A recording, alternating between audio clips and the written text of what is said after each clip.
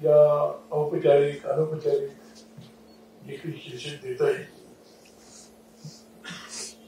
त्या कार्यक्रमाच्या मंचावर उपस्थित आदरणीय शशीजी, आदरणीय सुमंतजी, आदरणीय डॉक्टर गिरीश शापरेजी, विजय चौथाईवालेजी, सुनीलजी देवधर आणि समोर बसलेले सर्व बंधू आणि भगिनी,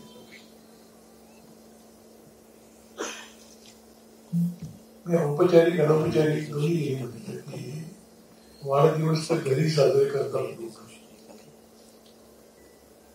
पण त्यांचं जीवनच सार्वजनिक आहे. त्यांचा कार्यक्रम कोणताही सार्वजनिक जरी असला तरी तो घरगुती असतो, तो पारिवारिक असतो. असा आजचा पारिवारिक कार्यक्रम आहे. तुमचा म्हणतो की 88 वर्ष, अजून 12 वर्ष कमीत कमी शिल्लक आहेत आणि ते होणारच आहे.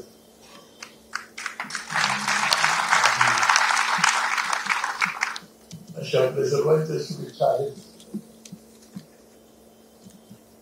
पण विचार करताना 88 वर्षांपैकी जवळजवळ 64 वर्ष हे आपली जन्मभूमी म्हणजे आपलं जन्माचं ते क्षेत्र सोडून अत्यंत विपरीत परिस्थिती मध्ये गेले. मला आठवत आहे महाराष्ट्रामध्ये आपण अनेक जण व्यक्तित्वाशी परिचित आहोत, त्यांच्याबद्दल बोलताना सहज मान्य बाबा आमची प्रचारकांची बैठक असायची. आम्हाला सुरुवातीला वाटायचं की खूप सहजपणे विचारतोय की तुम्हाला कोणत्या क्षेत्रामध्ये जायचं सोयीचं आहे. आमच्यासारखे नौखे लोक म्हणायचे हवा पाणी ठीक आहे, व्यवस्था बरी आहे असं सांगायचं. आणि मान्य भावांची शैली अशी की नेमकं विपरीत भागात पाठवायची. म्हणजे मराठवाड्यातून निघालेला प्रचारक कोकणामध्ये आणि कोकणासारख्या परिसरातून निघालेला प्रचारक खानदेशमध्ये. तो तिखट खाऊन परेशान, हा भात खाऊन परेशान. त्यामुळे आम्हाला प्रचारक बैठकीमध्ये शेवटचा दिवस एक तणाव असायचा. विचार करतोय की शशीजींना सांगितलं असेल आसाममध्ये,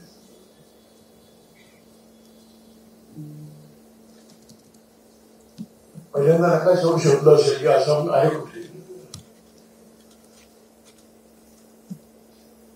बाकी नंतरच्या गोष्टी आहेत, पण जायचंय तर नकाशावरती बघायला लागतं कुठे जायचं. पण एक दृष्टांत असं मी ऐकलं, कधी स्मरणात राहतोय. शशीजींनी आपल्या पुस्तकात उल्लेख केलाय की विना पत्त्याचं पोस्टकार्ड हातात पत्ता न लिहिलेलं. आमच्यासारखे लोक दिसणार नाही अशा अक्षरामध्ये पत्ता लिहून जायचे आणि मग लिहिलेला पत्ता वाचला की त्याला थोडस वाटायचं की मी दिसेल असा लिहिला असता तर बरं झालं असतं असं वाटतं. पण ज्या कल्पनेतून हे आलं असेल, हे वाक्य आणि कल्पना आली असेल, त्यामध्ये आपलं काहीही नाही असा एक भाव मनामध्ये आहे.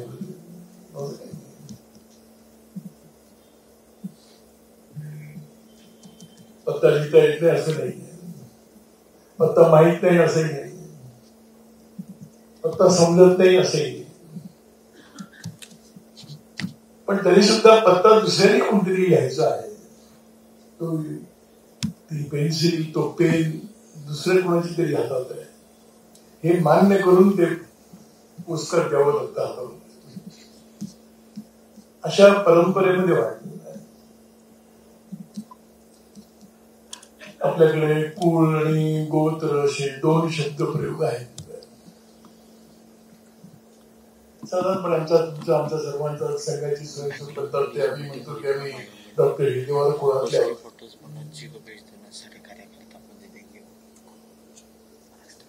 शशीजींचं गोत्र काय तर त्यांचं गोत्र प्रचारक आहे. घरामधले भावांपैकी निम्म्याहून जास्त भाऊ प्रचारक केलेले आहेत. कारण ते गोत्र प्रचारकच गोत्र आहे. त्या लिहिलेलं आहे कुंडलीमध्ये. अशी घराणी आहेत नाही असं नाही. आपल्याकडे महाराष्ट्रामध्ये पण आहेत, देशामध्ये अन्य ठिकाणी पण आहेत. पण एका घरातले ओळी 3, 4, 5 जण प्रचारक जाणं हे त्या घराची पण काही पुण्याई आहे, त्या व्यक्तीची पण काही पुण्याई आहे आणि तुमचं आमचं सुद्धा काही पुण्य आहे की असे लोक आम्हाला मिळालेले आहेत.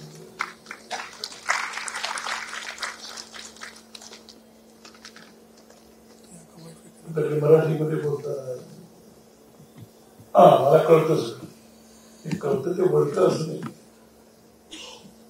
तर प्रचारक जीवन काय आहे कळत नाही. कळत पण ज्यांना केवळ कळलं नाही त्यांना वळलं अशा ज्याचे प्रतीक आहेत प्रचारक जीवन काय ते कळलं आणि वळलं दोन्ही आहेत. आमच्यासारखे असतात की कळलंय नुसतंच वळतं असं नाही, प्रयत्न करतोच. तर अशा एक वेगळ्या प्रकारचं जीवन आहे जगले. 88 वर्षापैकी 64 वर्ष अगदी कालखंड छोटा. एक संघामध्ये बरं आहे की सेवानिवृत्ती नाहीये प्रचारकांना, पण सेवा निवृत्ती नाही म्हणजे दायित्व मुक्ती नाही एवढंच आहे. दायित्व मुक्ती आहे एवढंच आहे, बाकी नाही. आता शशीजी सारख्यांनी सगळे ते प्रचारक जीवनाचे नियम पाळले पाहिजे असं कोणतंही बंधन त्यांच्यावरती नाही.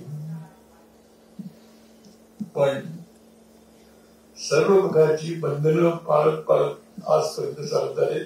त्यांनी एखादी गोष्ट काही बदलली तर कोणी म्हणणार नाही, काही लोक स्वागत करतील, पण आम्ही स्वागत करावं असं कोणतीही गोष्ट ते करायला तयार नाही. आम्ही स्वागत करून तेव्हा आमचंही काही स्वागत आहे. आपण पण असं केलं तर कोणी काही म्हणू नये. तर हे असं एक जीवन आहे. म्हणते आज तिथं पुस्तक आहे, त्या पुस्तकामध्ये अनेक अनुभव आपल्याला वाचायला ऐकायला मिळतील. त्यांच्या बोलण्यातून काही कळलंय, वाचल्यानंतर काही कळते. पण जेव्हा आपण विचार करतो त्यावेळेला आम्ही पूर्वी भाषणांमध्ये बौद्धिक वर्गांमध्ये ऐकायचं की आपला हा देश म्हणजे काश्मीर ते कन्याकुमारी आणि कच्छ ते कामरूप आहे. पण जेव्हा जायला लागलो तेव्हा लक्षामध्ये यायला लागलं लोकांच्या की कामरूप हा उंबरठा आहे, त्याच्यापुढे कितीतरी अंतर आहे मणिपूर पर्यंत जायचं, त्याच्यापुढे कितीतरी आहे. आणि म्हणून कोणतरी म्हटलं की कच्छ ते कामरूप म्हणताना मणिपूर तुमच्या लक्षावरती आहे की नाही, नकाशावरती आहे की नाही. मग काय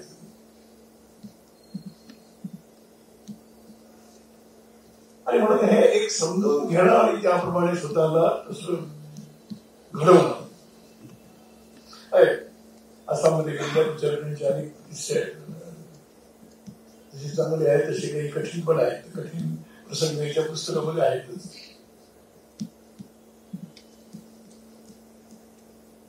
पण मनाला भेडसावणारे काही प्रश्न त्या परिसरामध्ये होतेच. केव्हा तरी 200-250 वर्षापूर्वी नागालँड, मिझोराम सारखे क्षेत्र हे ख्रिश्चनांच्या याला बळी पडले. मेघालयापासून पुढे गेलंच नाही तिकडे. म्हणजे जेव्हा आपण ख्रिश्चॅनिटीचा आसाम परिसरातला म्हणजे उत्तर पूर्व क्षेत्राचा जेव्हा इतिहास वाचतो तेव्हा लक्षात येतं की 100 दीड वर्ष कोणी गेलेच नाही. आणि मग तिथल्या लोकांना प्रश्न पडायचा की आम्ही कोण आम्हाला हे जे सांगतायत ते आम्ही आहोत. ते सांगणारे पोचले चर्चचे लोक, मिशनचे लोक. त्यांनी जे सांगितलं होतं त्याला धर्म आहे. दोष चर्चचा पण नाही, दोष मिशनचा नाही आहे. मग ज्यांना हा दोष आपला आहे असं कळलं त्यांनी त्या परिवर्तनाचं स्वप्न बघून तिथे कामाला प्रारंभ केलेला आहे. त्यांना ते कळलं, स्वप्न दिसलं, दोष आपला आहे. मला एका वाचनामध्ये आलं की सुरुवातीला ख्रिश्चन मिशनरी जेव्हा नाकाऱ्यांसारख्या परिसरामध्ये गेले तर त्यांनी आपल्या परिसरापेक्षा दुसरा माणूस कोणी बघितलाच नव्हता. आणि म्हणून इतिहासामध्ये नोंद अशी आहे की पहिले 2 मिशनरींना पकडून त्यांना तुकडे करून शिजवून काढलं. मग लक्षात असं आलं की यांना खाद्यपदार्थ काही दिले तर हे आपलं स्वागत करते. आणि म्हणून जाणाऱ्यांनी युक्तीपर्यंतीनी वस्ती दिसली की वस्तीमध्ये लांबूनच काहीतरी खाद्यपदार्थ फेकायचे, टाकायचे. ती वस्तू म्हटलं की हा हे खाद्यपदार्थ आहे, मग आम्हाला हा खायला देणारा कोणतरी आहे, मग स्वागत झालं. आज त्या परिसरावरती राज्य करणारे लोक त्यांच्यामध्ये उभे आहेत. ही प्रक्रिया 100-200 वर्ष उत्तर शोधणार कोण. आणि म्हणून जेव्हा संघाचं काम त्या ठिकाणी प्रारंभ करायचा विषय झाला तेव्हा ही सगळी आव्हानं आहेत. या आव्हानांना तोंड देऊन उभं राहायचं आहे. आणि म्हणून जी सुरुवातीच्या काळात जी काही फळी उभी राहिली ज्यामुळे काही ना काही सुकर होत गेलं त्या पिढीचे प्रतिनिधी शशीजी आहेत.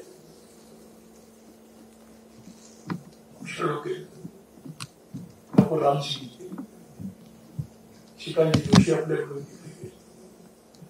काही वर्ष परमपूज्य सुदर्शनजींनी त्या क्षेत्रावरती विशेष लक्ष दिलं. ही जी एक प्रक्रिया चालवली गेली 50-60 वर्ष त्यामध्ये आज त्या परिसराचे जे चित्र बदलत चाललेलं आहे. संघाच्या 100 वर्षाच्या वाटचालीमध्ये जेव्हा आपण काही गोष्टी बघतो तेव्हा त्या ठिकाणचे परिस्थिती आणि त्या ठिकाणचे जे भीषण प्रश्न आहेत त्या प्रश्नांना उत्तर शोधण्याचा प्रयत्न त्या ठिकाणी गेलेल्या कार्यकर्त्यांनी केलेला आहे.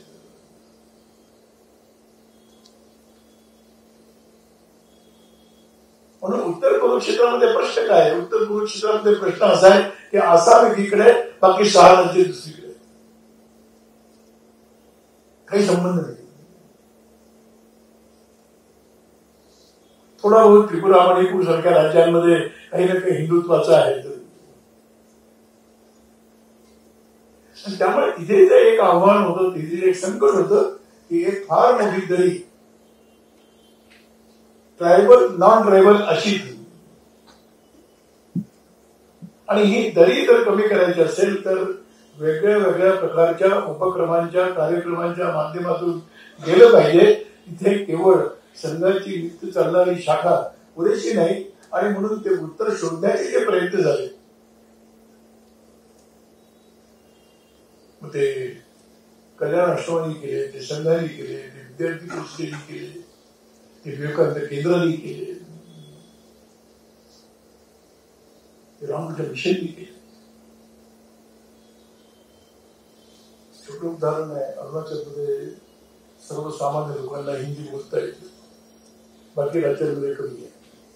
नागालँडमध्ये मिझोराममध्ये हिंदी बोलणारी नाही मिळत, पण अरुणाचलमध्ये गावात सुद्धा हिंदी बोलणारी नाही. कारण काय? तर त्यांनी कारण सांगितलं की एक केव्हा तरी काही गव्हर्नर होते 2, एका वाटोपाठ केलेले. एक राजा म्हणून होते आणि एक प्रधान होते. राजा आणि प्रधान काही संबंध नाही, पण हे योगायोगाने ही 2 नावं अशी होती की त्यांनी त्या ठिकाणी जे ख्रिश्चन मिशनऱ्यांना येण्यापासून थांबवण्याचं जे काम केलं आणि त्यातून काही ना काही हिंदी भाषेशी जोडलं पाहिजे. आणि म्हणून अरुणाचलमध्ये हिंदी भाषा ही ती भक्ती का होईना पण बोलली जाते. आज अरुणाचल मधला जो एक फार मोठा बुद्धिमान शिकलेला जाणकार असा जो गट आहे त्याला तो जोडलेला आहे. त्याचे दोन कारण आहेत. एक विवेकानंद केंद्राच्या माध्यमातून चाललेल्या शाळा आणि त्या ठिकाणी असलेलं रामकृष्ण मिशनचं अनेक वर्षापासून चालू असलेलं काम त्याचा परिणाम आहे की त्या ठिकाणचं इंटेलेक्च्युअल आज हिंदुत्वाकडे आहे. तर मग आपण हे पुस्तक शक्ती लावून सगळ्यांनी मिळून लावली. आत्ताच मला नेमकं या क्षणाचं मला काही नेमकं सांगता येणार नाही पण एक 7-8 वर्षापूर्वीपर्यंत अरुणाचल म्हणजे एक आपल्याकडचा लोकसंख्येच्या बाबतीत म्हटलं तर एक जिल्हा आहे आणि भौगोलिक क्षेत्र तर खूप मोठं आहे. पण या छोट्याशा क्षेत्रामध्ये 70-80 पूर्णकालीन कार्यकर्ते आहेत आणि त्या पूर्णकालीन कार्यकर्त्यापैकी अर्धे कार्यकर्ते 70% कार्यकर्ते हे अरुणाचलमधून निघालेले आहेत. हे आपल्या कामाचा परिणाम त्या पद्धतीने स्वीकार करावा. सुरुवातीला जे गेले प्रचारक केले त्यांना खान पान नुसतं खान नाही पान सुद्धा आहे. पान म्हणजे मिळत आहेच पण बाकी पण आहे. एक अरुणाचलमध्ये गेलो असताना मला जाताना तिथल्या प्रचारकांनी सांगितलं की आपण चाललोय त्या ठिकाणी तिथे आहे दारूचा एक प्रकार आहे. गेल्यानंतर स्वागत आपल्याकडे पाण्याची ग्लास येतात तिथे ते येतो. तुम्ही नाही म्हणू नका हातात घ्या आणि ठेवून द्या नंतर ते उचलून देते. नाही नाही नाही मी शिवत सुद्धा नाही असं काही तिथे चालत नाही. मी गेलो आता त्यामुळे मी ठेवलावरती थोड्या वेळाने घेऊन गेले. मग त्या प्रचाराने सांगितलं की तुम्ही एकदा थोडी पिऊन बघा म्हणजे तुम्हाला लक्षात येईल काय ते. मी म्हटलं विचार कर. मग दुसऱ्या दिवशी थोडी पिऊन बघितली. थोडीच आहे पण मग तिथल्या प्रचाराने विचारलं तुम्ही काय करता. नाही म्हणजे आम्हाला सवय लागली. काय तिथे जाऊन तर ते करायचं आहे तो थोडं घ्यायचं आहे. म्हणजे खूप काहीतरी त्या विषयामध्ये पीएचडी घेतली अशी कोणी नाही पण आहे खरं नाही. सनातनी कुटुंबातून पारंपरिक एका बंधनामध्ये एका प्रभावामध्ये वाढलेले लोक गेले. कधी कल्पना सुद्धा मनामध्ये नसे आले की आपण येऊन बघावं पण जे येईल ते खायचंय सोबत.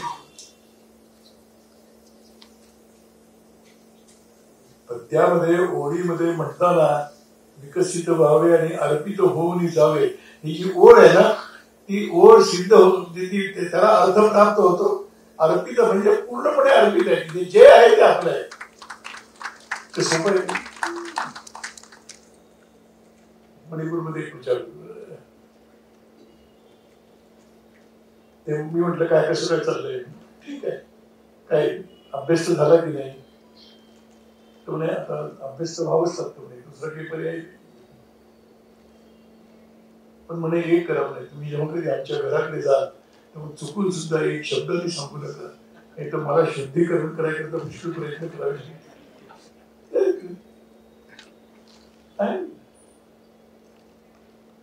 आणि म्हणून तिथे जायचं तिथलं व्हायचं हे भाषणामध्ये शिकले. तत्वज्ञान समोरून जाता जिथे जाऊ तिथं झालं पाहिजे हे म्हणणं. तिथं झालं पाहिजे आणि तिथलं झाले जेवढे पुष्कळ अंतर आहे ते अंतर ज्यांनी वाटलं जे अंतर त्यांनी कमी केलं त्या पिढीचं नाव आहे शशीजी चौधरी. विश्वास आज पूर्ण परिसरावर विश्वास आहे. संघाच्या नावाबद्दल विश्वास. मी कितीतरी वेगळ्या वेगळ्या प्रकारचे प्रयोग करतात.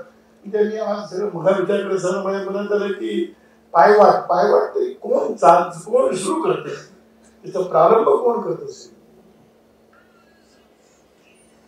तो जो प्रारंभी सुरुवातीच्या ह्याच्यामध्ये तो जंगलात पाऊल टाकण्याची हिंमत करतो, त्यामुळे पाऊल वाट तयार होत असते. त्या पाऊल वाटेची मळवाट होते, त्या मळवाटेचा रस्ता तयार होतो, त्याचे महामार्ग तयार होतात. आज तुम्हाला मला सर्वत्र जे महामार्ग दिसत आहेत संघाच्या कामात, ते जे पायवाट चालले त्यांच्यामुळे आहेत. पायवाट झोकून दिले, काही मागचा पुढचा विचार नाही. परिस्थिती जशी आली तसं त्याला तोंड देत गेले. म्हणजे शशीजींचं हा पुस्तक आहे, एकदा किंवा तरी मधुजींचं एक पुस्तक आहे. छोटे छोटे प्रसंग आहेत, आलेल्या अडचणी आहेत. प्रार्थना म्हणत असताना कंटका किरण मार्ग स्वयं स्वीकृतम, हे बरोबर आहे. पण काटे आल्यानंतर सुद्धा त्या स्वयं स्वीकृत मनामध्ये ठेवून त्या काट्यांवरतून चालण्याचा जे पुरुषार्थ करतात, त्यांच्यामुळे संघ मोठा झाला, त्यांचे प्रतिनिधी आहेत. आणि म्हणून एक अवघड गीतातल्या ओळी विश्व वेळा अशा त्याला अर्थ कुठून प्राप्त होत. व्यक्तित्वाला पार विसरलो, हे संघाने घडवलेलं आहे. केवळ राष्ट्रहितात मी अमुक शिकलेलो आहे ते विसरले. प्रारंभीच्या काळामध्ये त्या प्रांतांमध्ये गेले, त्या प्रांताचे झाले, आणि मग ओळख ती त्यांची तीच झाली. अनेक उदाहरण आहेत आपल्याला माहित असलेलं. उदाहरण शिवराम मध्ये जोगळेकर, ते केव्हा तरी एक म्हणजे MSc ची पदवी, सुवर्ण पुरस्कार, सन्मानित, अशा प्रकारचं शिक्षण, मुंबईतलं गेलेलं जीवन, आणि जेव्हा तामिळनाडूमध्ये जायचं ठरलं तेव्हा ते तामिळ झाले, पूर्ण शुद्ध तामिळ. त्याला बघितलं तर पुढे त्याला मराठी म्हणणार असेल. वागणं, बोलणं, खान पान, शैली, आचरण सगळं तामिळ. प्रत्येक प्रांताची आपली एक विशेषता असते. तशी नाव सांगितलं नाही तर कळणार पण नाही. आणि मग तिथले लोक शिवरामजीच म्हणतात, ही शिवराम.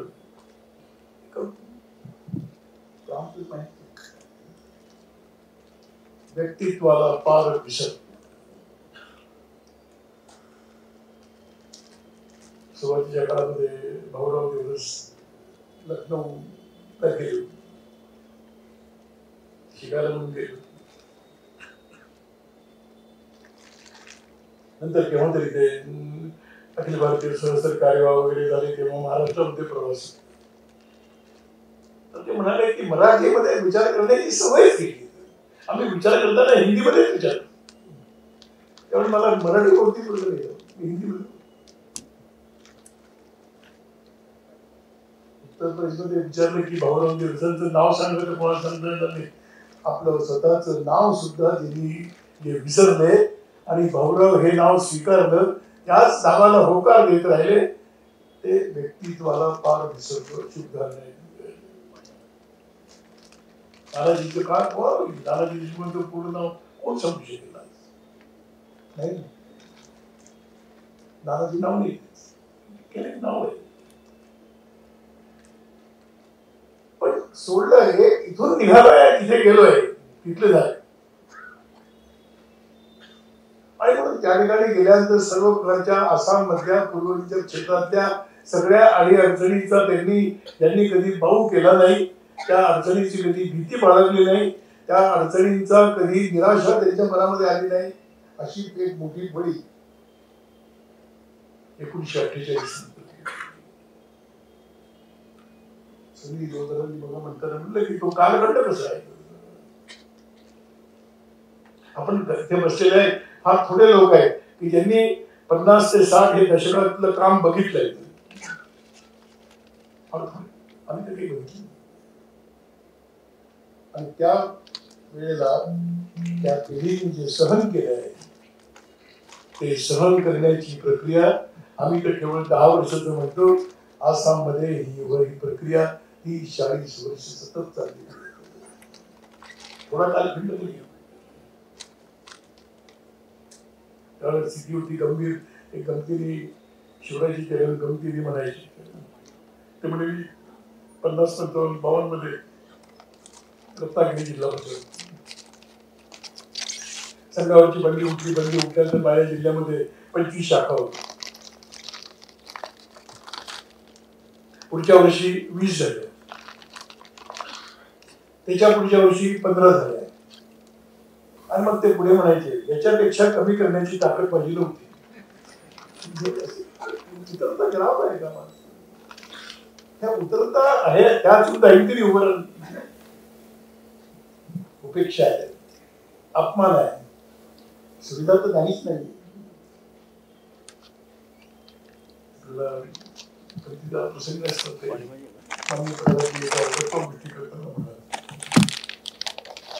आणि हा अनुभव अनेकांचा त्यांचंच केवढं असं. ते म्हणाले एकदा की पूर्वी फार बरं होतं म्हणाले. एकदाच एकाच वेळच्या जेवणाची चिंता करावी लागायची. आमच्या सगळ्यांना म्हटलं म्हणजे चांगलं होतं फक्त एकच वेळची. मग ते म्हणाले गैरसमज आमचा होऊ नये म्हणून त्याचं पुढचं वाक्य होतं दुसऱ्यांना मिळणार नाही याची खात्रीच. असा का आणि आसाम सारख्या ठिकाणी तर आणखी चणे फुटाणे खाऊन काम करायचं. ते चणे फुटाणे खायची सुद्धा ताकद नव्हती.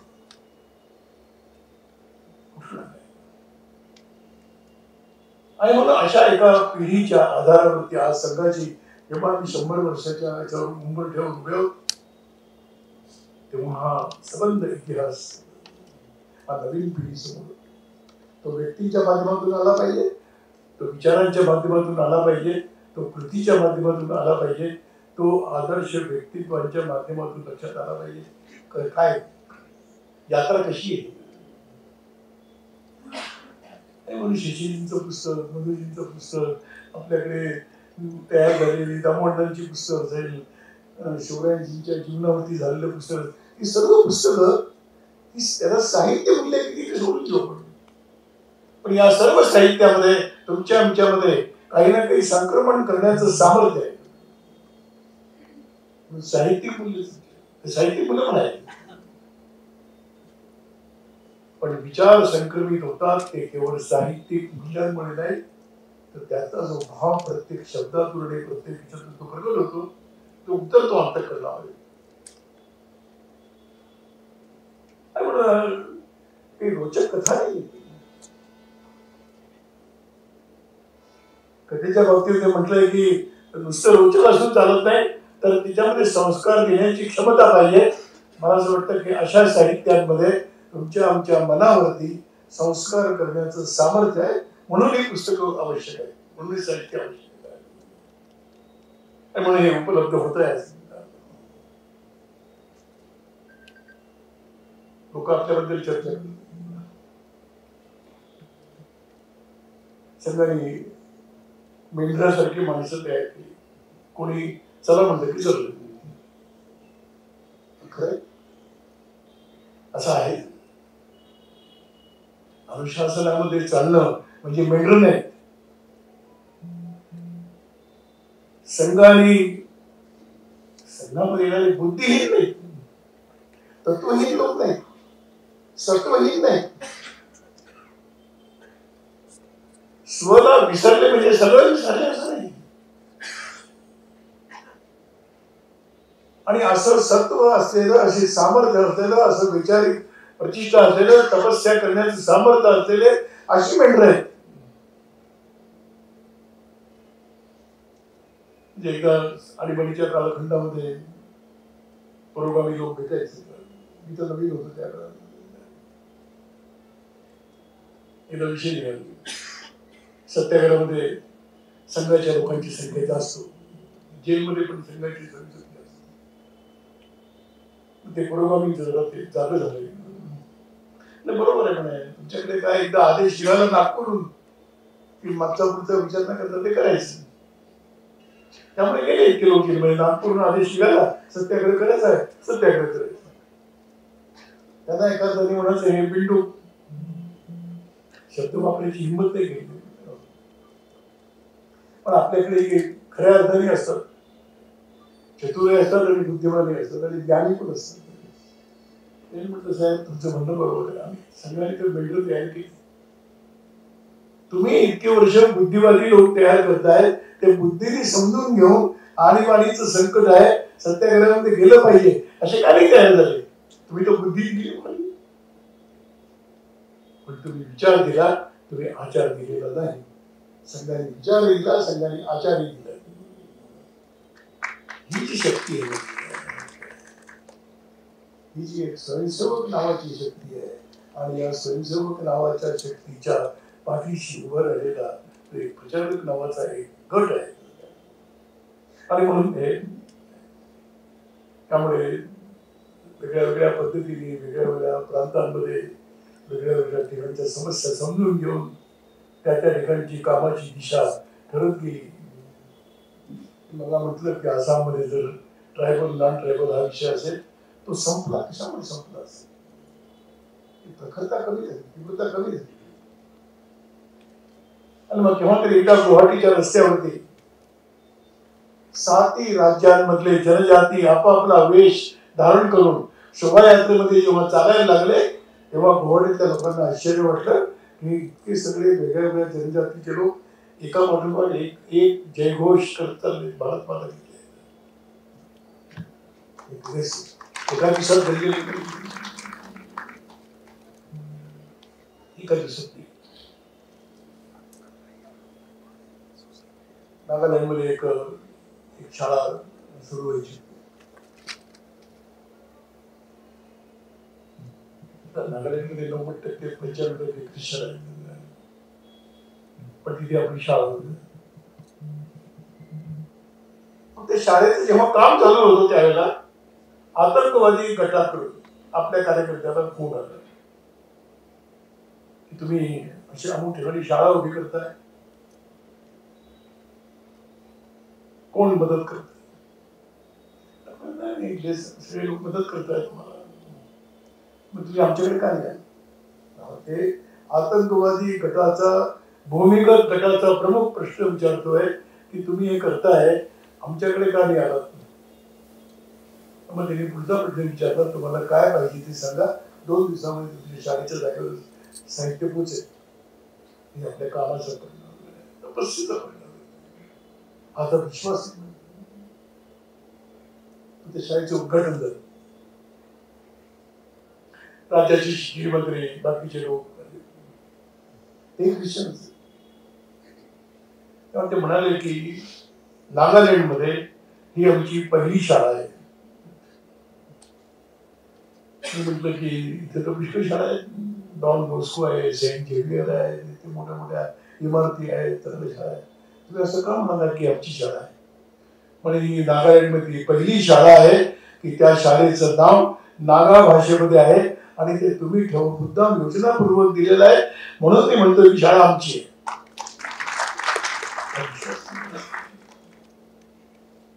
सोपं आहे. कितीतरी प्रकाराने चिंतन मनन करावं, अडचणी एक सारख्या नाही, अडचणींचं सर्व भिन्न आहे. पण लोकांना पराजित नाही करायचं, लोकांना जिंकायचं आहे हा भाव घेऊन तिथे कार्यकर्ते गेलेले आहेत. जिंकायचे, पराभूत करणं आणि जिंकणं याच्यामध्ये जमीन अस्मानचं अंतर आहे. पराभव शस्त्राने करता येतो, जिंकाय करता हृदय लागतं, असे हृदय घेऊन लागते. त्या अरुणाचलच्या जनजातीमध्ये एक मूर्ती नाही, काही नाही, कशाची पूजा करायची, निर्गुण निराकार. मग आपला एक प्रचार कार्यकर्ता एकदा वेगळ्या वेगळ्या त्यातल्या जाणकार लोकांना विचारलं की तुम्ही म्हणताय निर्गुण निराकार बरोबर आहे, पण काही ना काही तुमच्या डोळ्यासमोर आहे का की आपला देवता आपली अशी आहे? तर ते म्हणाले की हो आहे. मग त्याने म्हटलं की जरा त्यातले जाणकार 10-12 जण बोलवा. आणि मग 10-12 जण एकत्र आले तर त्यांना म्हटलं की तुमच्या कल्पनेमध्ये तुमची जी देवता आहे त्याचं चित्र तुम्ही कागदावरती काढा. हा गेलेला प्रचारक हा जो चित्रकार, तर त्या 10 जणांनी चित्र काढली, यांनी पण एक चित्र काढलं त्यांचं ऐकून. आणि आश्चर्य असं आहे की त्या 10 जणांनी म्हटलं की आमच्या कल्पनेचं न्याय देणारं हे चित्र आहे आणि ते आम्ही मूर्ती करून आमच्याकडे ते रंगफळाचं हे कसं शक्य होतं. ती व्यक्ती कर्णाची होती नाही, ती व्यक्ती तिने आसाम पण कधी बघितलेलं नसेल, पण एकदा हृदयामध्ये प्रवेश करायला म्हटल्यानंतर त्यांच्या मनातल्या कल्पना समजून घेऊन तशा प्रकारचं कागदावरती उतरवणं आणि सर्वांना ते मान्य होणं हे सोपं आहे. अशी एक पिढी, अशी एक साखळी उभी राहिली, नेतृत्व केलं. त्या नेतृत्वामध्ये शशीजी आहे. शशीजींच्या प्रचारक जीवनाला 64 वर्ष झाली, 65 वर्ष झाली, याला महत्व नाहीये. त्या परिस्थितीमध्ये तिथे उभं राहून त्यांनी जे केलेलं आहे, अडचणीवरती मार्ग करून मार्ग काढलाय. कारण मूळ सूत्र असं आहे की आम्ही जायचं ठरवलेलं आहे, येणारे सर्व अडथळे दूर करून आम्ही तिथे जायचं आहे, तिथे जाणार आहोत असा विश्वास अनेकांच्या मनामध्ये निर्माण करण्यामध्ये संघाला यश. त्यामुळे छान आहे सेवा कार्य. जनजातींचे प्रश्न आहेत, त्या प्रश्नांना वाचा फोडण्याचं काम केलेलं आहे. सगळे छोटे छोटे भेद विसरून आपण सर्व जनजाती एक आलं पाहिजे असं वातावरण निर्माण झालेलं आहे. आणि हे जेव्हा होत असतं त्यावेळेला विरोधी शक्ती पण काही ना काही करतच असतात. त्यालाही तोंड द्यावं लागतं, त्याची पण विचार करावा लागतो. संध्याकाळच्या नंतर प्रवास करणं तिथे कठीण आहे आणि दुचाकीवर तर कधी तर आणखी कठीण आहे. कुठे काय होईल सांगता येत नाही. अशा सगळ्या परिस्थितीमध्ये तिथले ग्रस्त कार्यकर्ते, तिथले गेलेले प्रचारक, तिथे काम करत असलेल्या आपल्या विविध संस्था, या सगळ्या अडी अडचणीवरती आम्ही आग्रही आहोत, दुराग्रही नाही. लोक दुराग्रही असतात, गोमांस चालणार नाही, दारू चालणार नाही असे सात्विक विचार करणारे लोक असतात.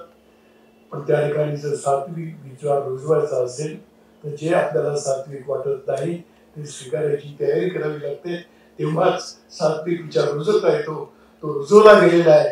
आज आसाम मधले प्रश्न बरेचसे सुट्ट्याच्या मार्गावरती आहेत, कमी झालेले आहेत, त्याची प्रखरता कमी झालेली आहे.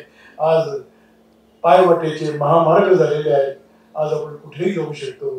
पण हे सर्व ज्यांना सहन होत नाही अशा शक्ती अधूनमधून डोकं वर करत असतात. त्यालाही तोंड देण्याची तयारी करावी लागते. मला असं वाटतं की आज या सगळ्या परिसरामध्ये अशा प्रकारची एक शक्ती, ऊर्जा त्याचं निर्माण झालं. एखाद्या झाडाचं परिचय बीजामुळे होत नाही,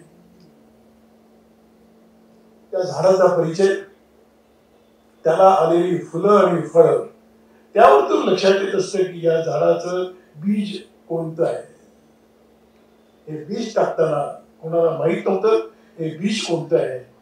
ते विकसित झालं, अंकुरित केव्हा झालं असं नाही, अंकुरित झालं, विकसित झालं, फोफावलं, त्याला फळं आली आणि ती फळं आज स्वीकारणारा समाज पूर्वांचल क्षेत्रामध्ये उभा राहिला.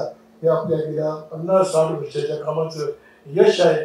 त्या यशाचा जेव्हा कधी इतिहास दिला जाईल तेव्हा अशा दिवंगत, अत्याचाराला बळी पडलेल्या आणि ज्यांनी आपलं रक्ताचं पाणी करून त्या ठिकाणी काम उभं केलं या सर्वांचा कुठे ना कुठेतरी लिखित अलिखित उल्लेख केल्याशिवाय आसाम आणि पूर्वांचलाच्या परिवर्तनाचा इतिहास पूर्ण होणार नाही अशी खात्री आहे. आणि अशा कामाशी जोडलेले शशीजी तुमचं आमचं भाग्य आहे. अशा व्यक्तित्वाला जवळ बघण्याचं भाग्य आम्हाला लाभलं. मी पुन्हा सुरुवातीला म्हटल्याप्रमाणे 12 वर्षाचा कालखंड अजून आहे. किमान म्हटलं मला कदाचित राहिलं असेल, पण आता मी म्हणतो की किमान 12 वर्ष आणि किमान 12 वर्षानंतर पुन्हा एकदा अशी ऊर्जा आणि प्रेरणा तुम्हाला आम्हाला दिसेल अशी आशा व्यक्त करून ईश्वरचरणी त्यांना ईश्वराने स्वस्थ मन आणि स्वस्थ तन असं ठेवावं अशी प्रार्थना करून आपल्या सर्वांना नमस्कार करून म्हणतो.